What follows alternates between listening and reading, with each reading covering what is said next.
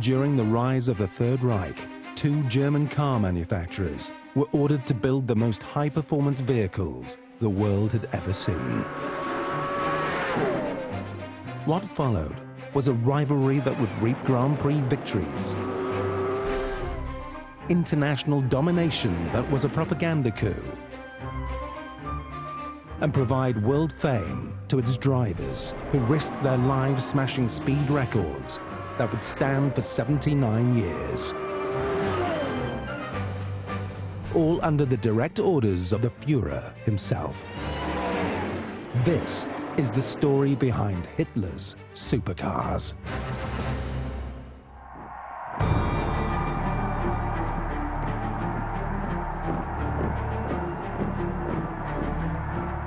(1939), and the Nazification of Germany is complete. Hitler's Third Reich are armed and ready to rampage across Europe. But just 10 years earlier, it was a completely different story.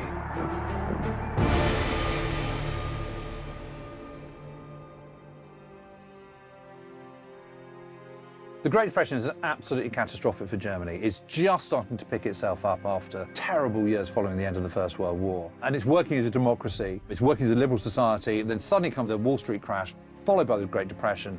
Germany gets embroiled in all of that, and it's just economic disaster. And it's disaster as well for the German car industry.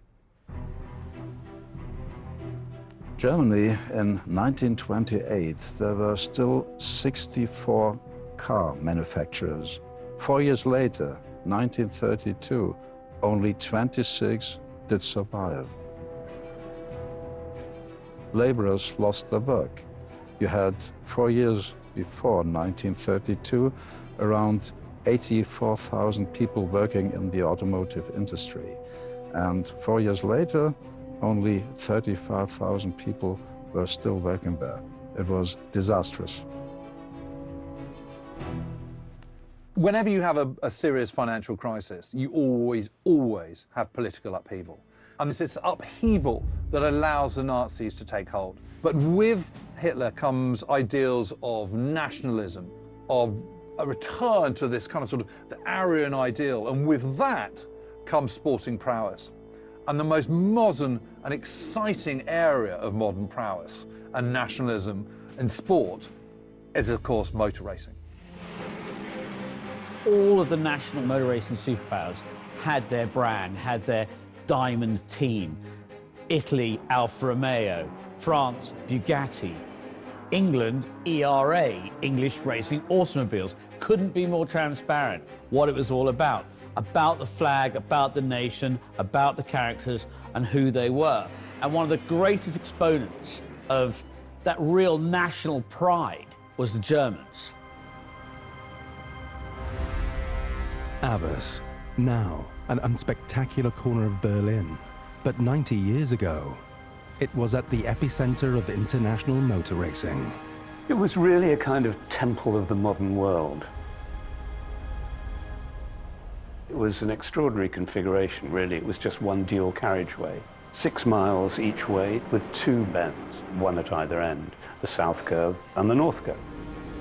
The circuit was very close to the buildings where the Berlin Motor Show would be held, which was a very, very significant event.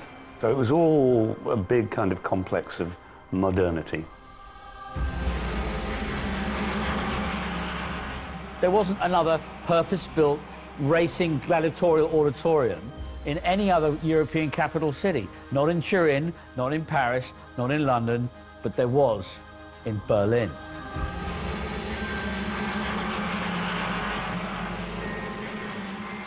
What singles the Avusring out from many of the other long, fast circuits of the period was its danger. It was very fast, it was very challenging, and it could kill you.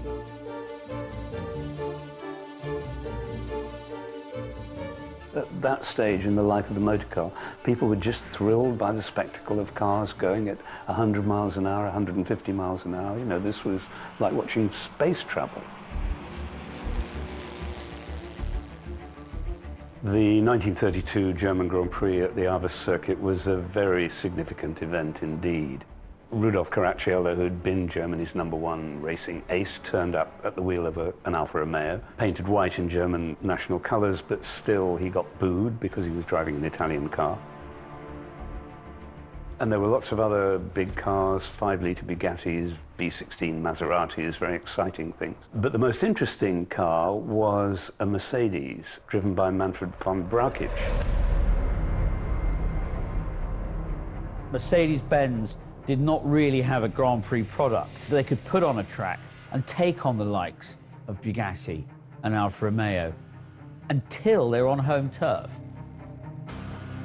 Because Aves was such a high-speed circuit, the Mercedes was modified with a streamlined body, which was a pretty new thing at the time. It just had kind of new body panels, but it looked very space age. It just looked completely different and wild. It was just about one big thing: Teutonic power. And that they had, and they had a lot of it. And you put that old technology in a Stromliner, streamlined coachwork body, and on the other string, you've got a winner.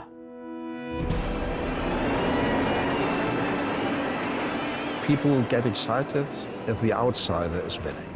And Manfred von Brauchitsch was the absolute outsider. A young driver against the most famous German racing driver, Rudolf Caracciola, in his Alfa Romeo. And then this Mercedes-Benz looking like a silver Zeppelin on the road. And the radio reporter, Dr. Paul Laven, was inventing the name, the Silver Arrow, der Silberpfeil kommt.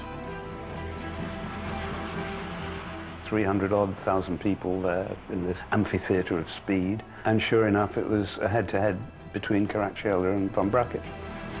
Caracciola leads, but with all his skill on the corners, he can't get away from the streamlined car. And von Brauchitsch won. Right at the end, the big Mercedes goes ahead. The 32 win at the Aves Ring can't really be underestimated, not just in terms of motorsport history, but in terms of world history. The shock victory of 1932 is picked up on Hitler for a number of reasons, but one of them, I think, is because it's the underdog winning. And the National Socialists, I mean, you know, they're dead and buried in the middle of the 1920s. And then suddenly they come from the back of the race. And by 1932, they're kind of positioning themselves where they might actually get into power for the first time against all the odds. So there is this kind of weird synergy going on between the rise of German performance in Grand Prix and the rise of Hitler and the National Socialists. On the 30th of January 1933, 7 months after von Brauchitsch's Aves victory, Hitler takes power of Germany after being elected Reich Chancellor. Within hours of being sworn in, he would set about motions that just 6 months later would see him elevated to dictator. Es lebe unsere Bewegung! Es lebe unser deutsches Volk! Es lebe unser deutsches Reich! Sieg heil! In February 1933, Hitler opened the Berlin International Car and Motorcycle Exhibition, announcing to the world his national motorization program. This included state support for road building and motorsport.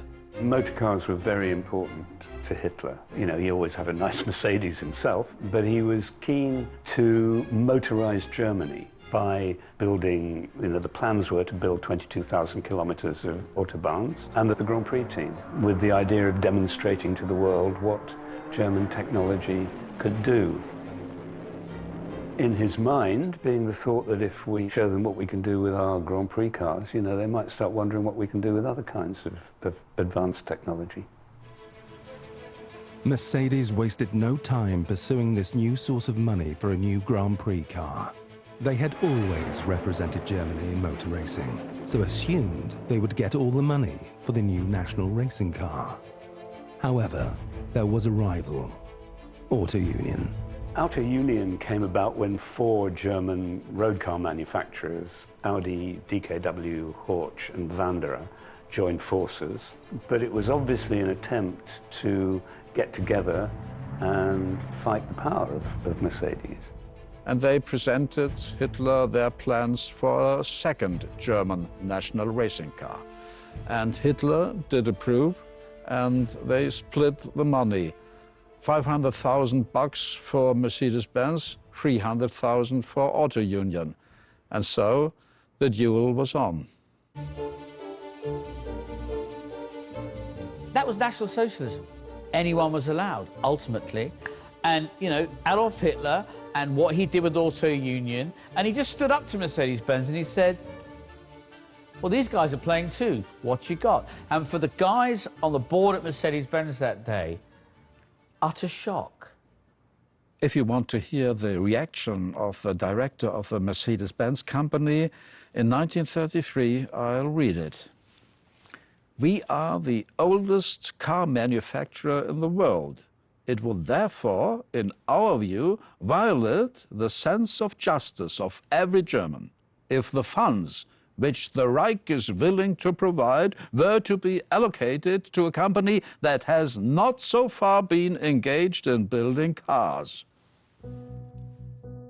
What Hitler wants is to make sure that Germany dominates motor racing in the 1930s.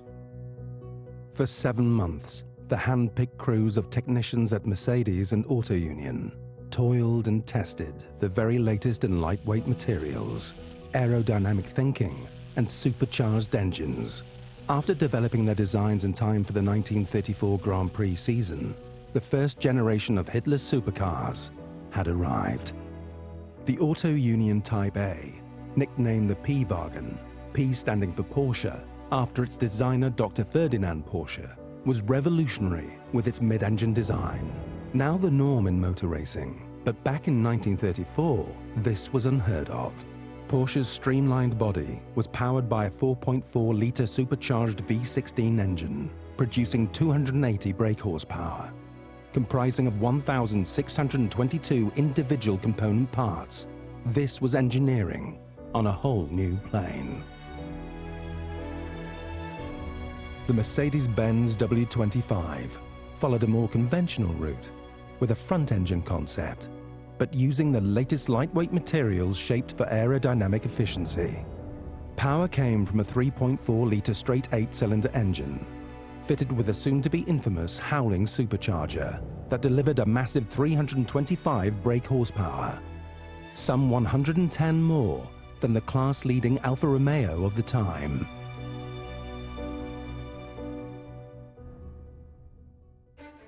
On the 4th of January 1934, Hitler and propaganda minister Joseph Goebbels got their first glimpse of the W25 in a Mercedes showroom in Munich. Goebbels' diary notes, "Inspected the new racing car at Mercedes. A fantastic job. First class."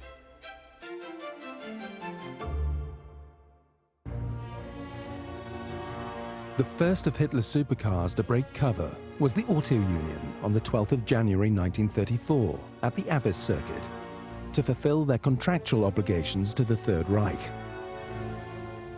Mercedes and Auto Union prepared their cars in great secrecy, keeping their technical secrets from each other. But the great surprise was that when they appeared, Auto Union got the jump on Mercedes. And that was the Nazi deal. We'll give you the bucks, but you've got to produce what we expect you to produce. So Auto Union, it came with a very high bar, which was 10 consecutive laps of the Avelsring in excess of 150 miles an hour. Well, guess what? They walked it. And set some records straight away with this amazing rear-engine car. And that was a point for Auto Union against Mercedes-Benz.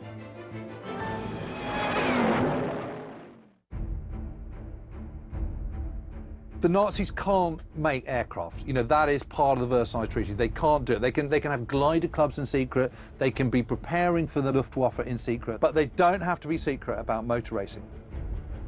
What that's saying is glamour, style, elite, modern technology, superb engineering. It just folds in so many things that the Nazis love. I mean, there's lots of things that the Nazis do really badly, but one area where they are absolutely stupendously good is in propaganda and PR. They just nail it.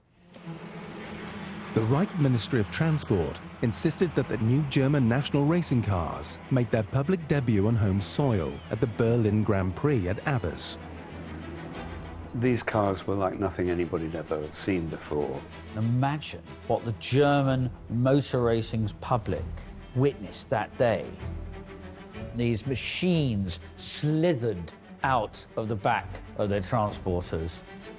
I'd have loved to have seen that. It was just incredible, exciting stuff and great expectations. You have to consider that German radio was covering the training sessions. They had supercharged engines, which wasn't new, but the kind of superchargers that the Mercedes used made a very high, piercing wail of a sound that was terrifying. It was so important for the listeners and for the politicians of the Third Reich to promote this race at the Avers. It would have been like seeing a time machine, and yet it had a German in the seat. And what an inspiration. What have we done? Look at what we've done. Great expectations, but horrible performance. Well, it didn't go as planned by any means for the German teams. The whole thing backfired. Mercedes-Benz quit before the race. We've got problems. We cannot solve them. Mercedes took part in practice and then decided, that their performance wasn't going to be good enough, so rather than risk humiliation, they pulled out and didn't take part in the race. Auto Union, despite having these, in today's terms, multi-million-dollar machines at their disposal, got it all wrong. The cars broke down, and the race was won by an Alfa Romeo entered by the Scuderia Ferrari and driven by Guy Moll, a very brilliant young driver who came from an Algerian Jewish family. And this in front of all these great leaders of German Reich. Complete disaster. Which was probably not what Hitler had in mind when he put up the money for his 2 Grand Prix teams.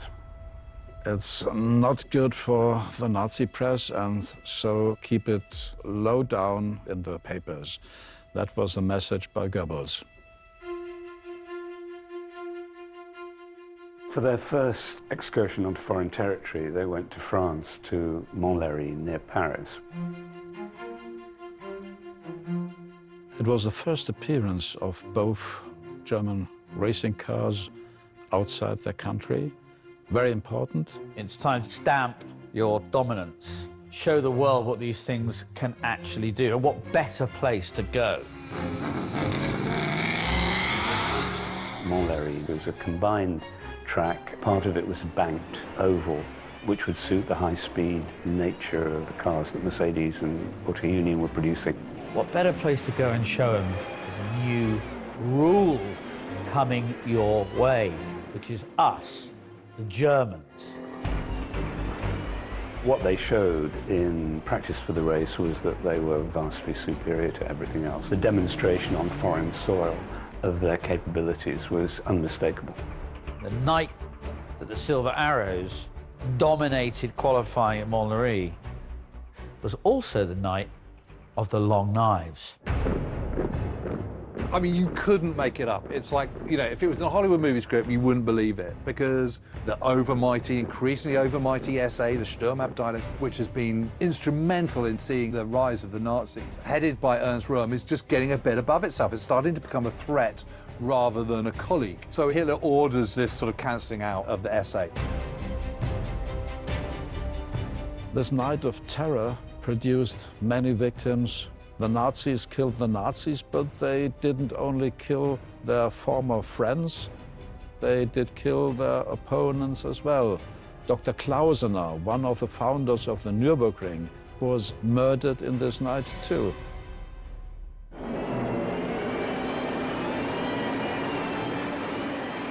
Mercedes-Benz and Auto Union didn't win this French Grand Prix. It was the last time that Alfa Romeo would be able to keep up with the German racing cars. Although none of the German cars finished the French Grand Prix, the dominance before their retirements was a very obvious sign of things to come. The German Grand Prix cars of the 30s were a fantastic spectacle. Both teams, adopted the sort of plain silver look, so it seemed very modern, like rocket ships. So when those cars raced at somewhere like Aarhus, a real kind of high-speed bowl, it was like chariot racing in Rome. It was just something to astonish the populace. It's a kind of war, and the weapons are the racing cars, and you can promote how good your technicians work, and you can promote your national feelings by racing. It wasn't just the cars. What completed the story were the pilots, the drivers, the heroes. They were the real focus. They were the people who got out of the cars. So in terms of the German propaganda machine, not only did you have such a gulf of dominance, but then you had the beginning, the culture of the celebrity superstar race car driver. Well, thanks to Joseph Goebbels, the German government became very quickly aware of the propaganda value of motorsport. And they'd produce what were, in effect, propaganda films showing how, the German racing teams were conquering the world. So you could tune in on your Joseph Goebbels supplied Nazi radio to hear the cars and to hear the commentary of the races. And then on a Saturday night, you go down to the cinema, and before watching Clark Gable, you watched Hans Stuck getting out of his Silver Arrow. Well, it was the beginning of a new world. The people's receiver, this is the Deutsche Kleinempfänger. It might look big to you, actually, in mid-1930s technology. This is as revolutionary as the arrival of the iPod was. And everyone can have one because it's subsidized by the state. So they're super cheap. I mean, you can see it's even got the little kind of swastika here. And what that means is, again, Goebbels' media can dominate the message. What the German propaganda machine was portraying through the use of motorsport was irresistible power. The idea that they couldn't be beaten. They had the best, most committed drivers, the attention to detail, in a world of amateurs. Of course, it went far beyond motor racing. What it was saying was that our forces are stronger than yours at every level. In the space of 4 months, the Silver Arrows had turned the international motorsport pecking order on its head. They had entered 13 races and won 11 of them. But for Mercedes, there was still one piece of unfinished business. When Auto Union put their cars on the track at the Aarhus to get that investment from Hitler and the Nazi Party to create these rival machines to Mercedes-Benz, they set in motion a bit of a chain reaction. Mercedes-Benz got their act together, caught up, and basically beat Auto Union to the championship. But there was one thing they didn't have, and that was the speed record. Auto Union still held the record. Now, what's Mercedes-Benz going to do? They're going to go out and smash it. In October 1934, Mercedes set 2 new speed world records for 1 mile from a standing start, plus the highest speed ever recorded on a public road, clocking 197.261 miles per hour, smashing rivals Auto Union and kicking off a race for speed, which would push the boundaries of Nazi technology, but with devastating consequences.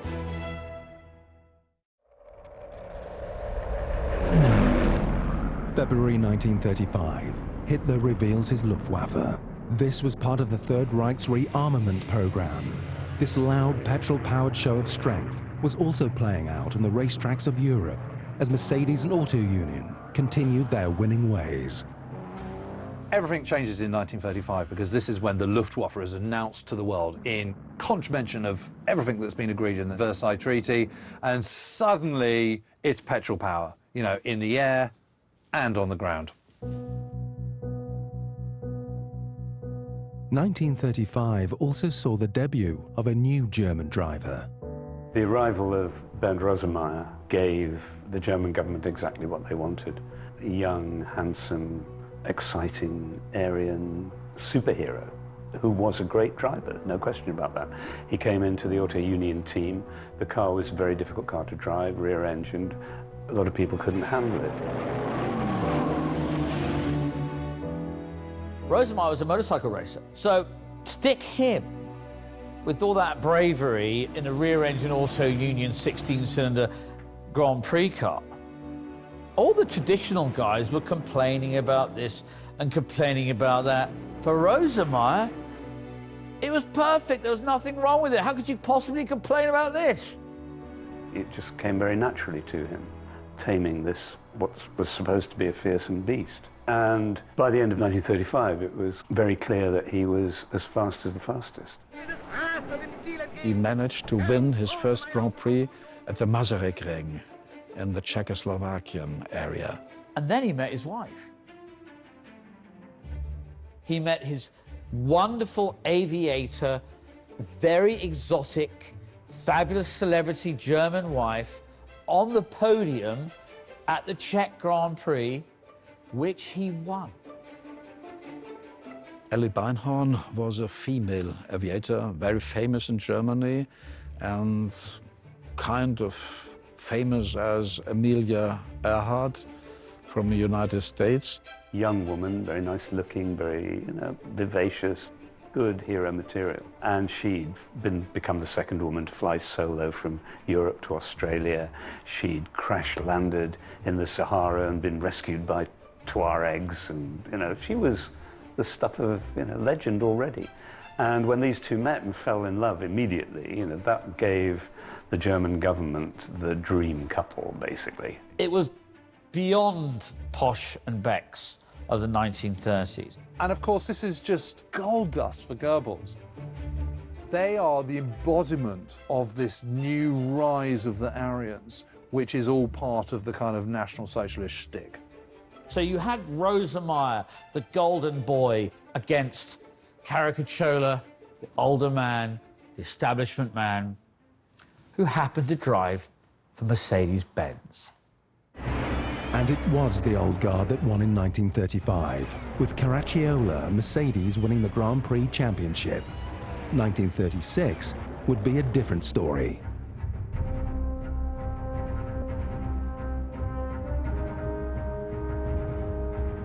'1936 is this golden year for the Nazis in terms of sport because they've got the Olympics. And although it is true that Jesse Owens wins the sprints, the Germans do really, really well.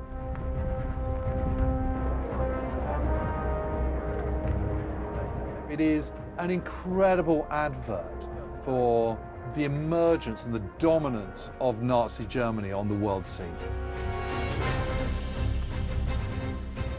They built the Olympic Stadium, which was spectacular and had that kind of Albert Speer National Socialist look about it, It was sort of breathtaking place before anybody even stepped into it. What weren't they achieving? Rosemeyer wins the Grand Prix Championship. We had boxing, Max Schmeling beating Joe Louis. A really shock result at Madison Square Garden in New York. You can't separate these efforts and results in sport from the regime. By winning, they are put together and you can't separate them. Another success story of the Olympics was Germany's emerging Autobahn network, which allowed competitors and spectators to travel across the country with great ease. Its true purpose, however, was very different. Germany lies in the centre of Europe, which means it's vulnerable to attack from multiple different angles. The worry is that how do you get an army from the eastern side of Germany to the western side very quickly? So you build these huge autobahns, these multiple lanes, where you can just chuck loads and loads of traffic down them. a military road, following in the traditions of the Romans. I mean, that is the inspiration. But suddenly there is this added benefit. You can suddenly start using them for another reason. And obviously some bright smart goes, hey, here's an idea. Let's do some world speed tests on them and see if we can't get another record which we can then use as propaganda around the world. And I mean, it is genius, really. The first person to utilize the Autobahn was Hans Stuck, who broke 5 world distance records in his Auto Union, including covering 100 miles in just 36 minutes. Mercedes and Rudi Caracciola struck back with a headline-grabbing new flying mile public road world record of 228 miles per hour. This set up the first Autobahn head-to-head with Bernd Rosemeyer. By then, the stage was set. If they were selling Silver Arrows football shirts in Berlin in the 1930s, they'd have all had Caracciola or Rosemeyer on the back. It was that defined. 1937 saw the introduction of the Reich Record Week, where Mercedes-Benz and Auto Union ran their latest supercar creations at the highest speeds ever seen on public roads. Really, they've outgrown traditional motorsport. We've won every kind of bit of motor racing we could do. We've lap recorded every single track. 36 Grand Prix at Donington, they were booed by the crowd to slow down because it was just becoming a farce. Now, they created their own space race, which is how fast could they go and where could they do it. And they had the perfect environment. It was a rivalry on 2 levels, a rivalry between the teams, Auto Union and Mercedes, who were striving to come up with the most streamlined car, you know, these amazing new machines, and between the 2 leading drivers, Rudi Caracciola and Bernd Rosemeyer, who really were going head-to-head all the time in this record-breaking effort. The 1937 Mercedes record car was based on their latest 5.6-litre supercharged V12 Grand Prix car and was first to run. Despite having an engine with 700 brake horsepower, the car created too much lift at high speeds, causing the front wheels to come off the ground. It just became more life-threatening and more dangerous every time they ran. Caracciola got to 235.5 miles per hour before refusing to drive the car again. It wasn't like land speed record setting where you went basically in a desert. These were motorways, 25 feet wide. You know, you went off, you'd hit something, you know, and hurt yourself. With Caracciola and Mercedes out of the game, this left the door open for Auto Union. In höchster Fahrt schraubt Bernd Rosemeyer das Startband. 1 Sekunde, 2, 3, 4 Sekunden. Hälfte der Strecke zurückgelegt. 800 Meter. Bernd Rosemeyer rast dem Ziel entgegen. 400 kilometers an hour on a motorway, 252 miles an hour. After that, he was extremely stressed, exhausted, and at the verge of losing his consciousness. But it had to end somehow. This madness had to end somehow. January 1938, it all starts again. The space race has reached a new level of complexity and engineering. Zeppelin wind tunnels, every possible bit of Nazi 1930s technology available was thrown at the speed record cars. Mercedes turned up with a revised car and with Rudolf Caracciola, their #1 driver. Auto Union came with Bernd Rosemeyer, their #1, and also a very heavily revised car which used a kind of ground effect. It was trying to use the way the air flowed under the car to hold the air in, to hold the car down. And in fact was about 40 years ahead of its time. This was all about the plaudits of going to the Berlin Motor Show. You know, the Führer would be there, the newest Mercedes would be there, and it had to be about the prize-giving, the plaudits of the Führer. You had to go in both directions and take the average. So if you were doing the flying mile, you set off, you were timed at the beginning of a mile and at the end, then you turned around at the end, came back within a certain time limit, and your time for both runs was measured and averaged out. The stretch of motorway that they were on was absolutely flat and absolutely straight, but on either side it had woods and had some walls, but it had breaks in the woods, breaks in the walls. And this being winter, the conditions were not perfect.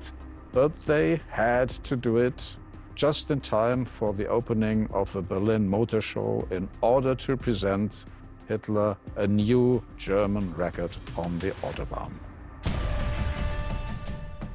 Caracciola went off first in the Mercedes and noticed a crosswind. Lethal at 250 plus miles per hour.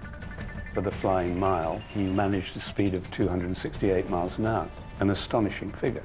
And of course that set up the challenge for Auto Union and for Rosemeyer. Out went Rosemeyer in this newly developed, much improved C-Type Auto Union Streamliner speed record car, and he picked up the same wind.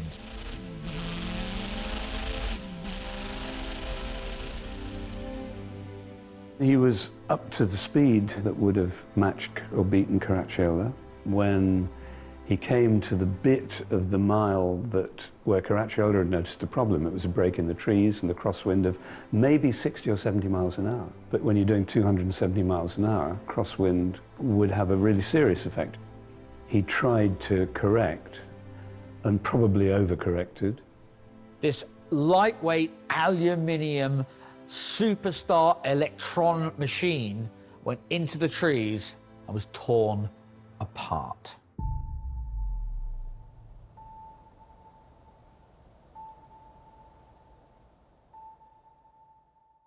Rosemeyer was found with effectively not a mark on him. But he was dead. Suddenly this hero had been snuffed out. The death of Rosemeyer can only really be attributed to one other motor racing fatality of the modern era, and that's Ayrton Senna. It was a national tragedy. The hero lost.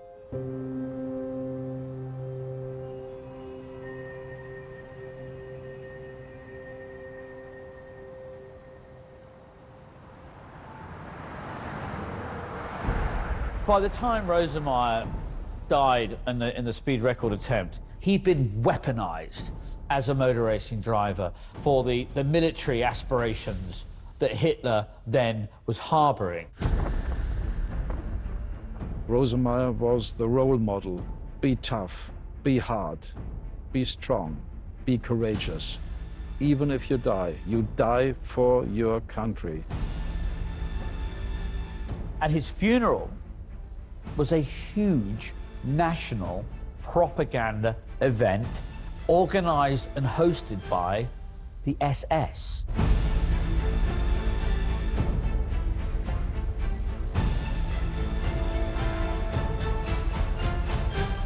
This was not what his widow wanted.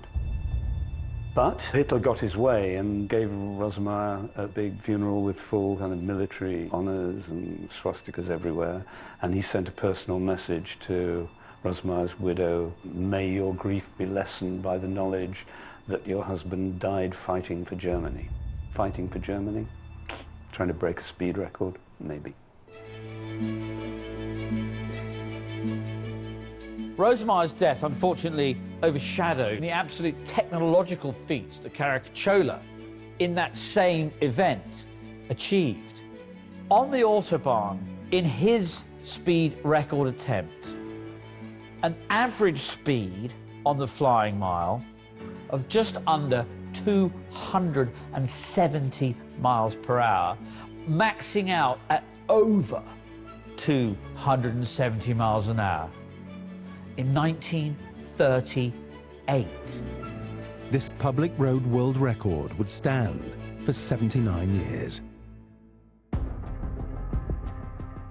The point of all this record breaking really was to lead eventually to setting a new outright world land speed record. for any kind of wheeled vehicle on any surface. Obviously something bigger and better was needed, and Mercedes had a plan. Under the cloak of secrecy at Mercedes, Dr. Ferdinand Porsche was working on a new radical car that was a pet project of Hitler himself. An attack on the outright land speed record, codenamed the T80. A vehicle way beyond the public road record cars. A six-wheeled projectile powered by a 44.5-litre V12 engine, originally designed for use in Nazi fighter planes. The target, Britain's land speed record of 369.7 miles per hour, held by John Cobb. It looked like something from Buck Rogers. It looked like something from NASA in the 60s. It was like no one had ever seen anything like the T80. You know, everything that Hitler does, he wants it to be the biggest, the best. And it's the same with motor racing. You know, he's got to be the biggest and the best. And he's got all these land records, but he hasn't got the big one. He hasn't got the ultimate, the fastest land vehicle ever. And so much money and time and effort is put into this, even though, you know, the war clouds are building. And frankly, the cash that is invested in this would be much better served going into other areas. But that's not the Hitlerian way. The Hitlerian way is, this is something I want to do, we have to do it. It would have been the ultimate end to the dominance of the Silver Arrow era. And it's so nearly ready. But then comes the start of the war. Germany invades Poland on the 1st of September. But it is not part of the Nazi plans for it to turn into a global conflict. So we've just sort of staggering arrogance. They just think that, you know, we haven't got quite time to do it in 1939, but don't worry, we'll do it in 1940. You know, little appreciating, you know, just what is being unleashed. And ironically, during 1940, the Battle of Britain, the engines for the T-80 had to be recycled back into the Luftwaffe to be put into aeroplanes to try and attack the RAF. So the few might have known that they won the Battle of Britain and saved this country from invasion, but maybe they didn't quite know they also held onto the outright land speed record for us as well. It was the greatest thing that never happened. But would it have happened?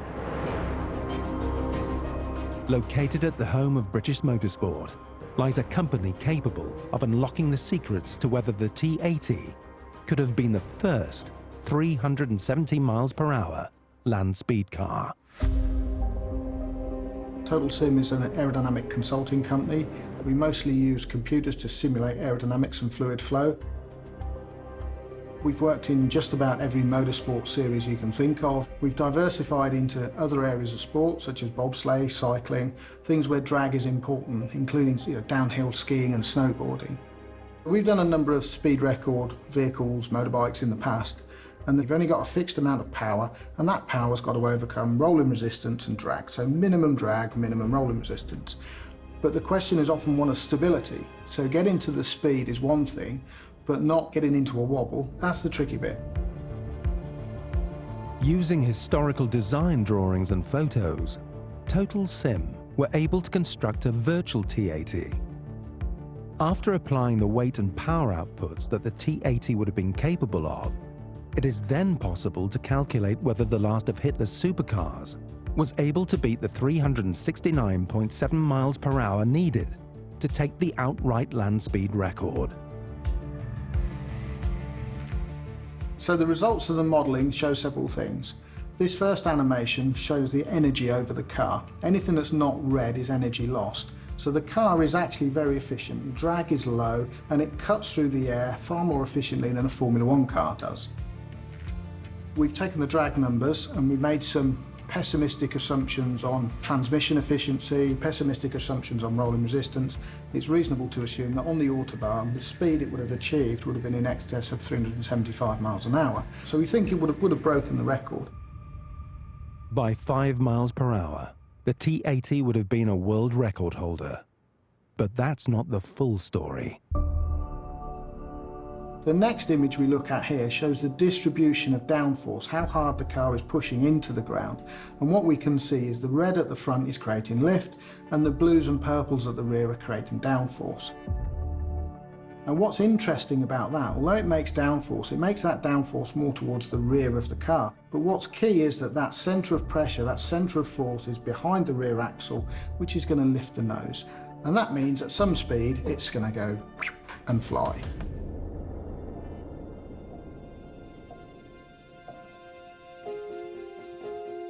T80 was yet again a potentially deadly but world-leading feat of engineering. A full stop in 7 years and over 33 million right marks of Nazi government investment. But how should the engineers and drivers of these machines be judged? If you're interested to wage war, you have to have technicians, engineers. And all these guys who worked in the automotive industry will later on construct airplanes, weapons, and improving the techniques of waging war. There'll always, in that sense, be an asterisk against their achievements. That, you know, they did what they did because they were given funding by a government that had a purpose in mind and was using them towards that purpose. You have to accept that motor racing drivers in the 1930s, whatever their politics, were incredibly courageous people. You have to sort of say, okay, what we know now, post-war, what people knew during certainly in the second half of the war, and what people knew in the 1930s, and they're all quite different things. The right thing, the wrong thing, who was involved and who knew what will never be known. But what we do know is what was achieved.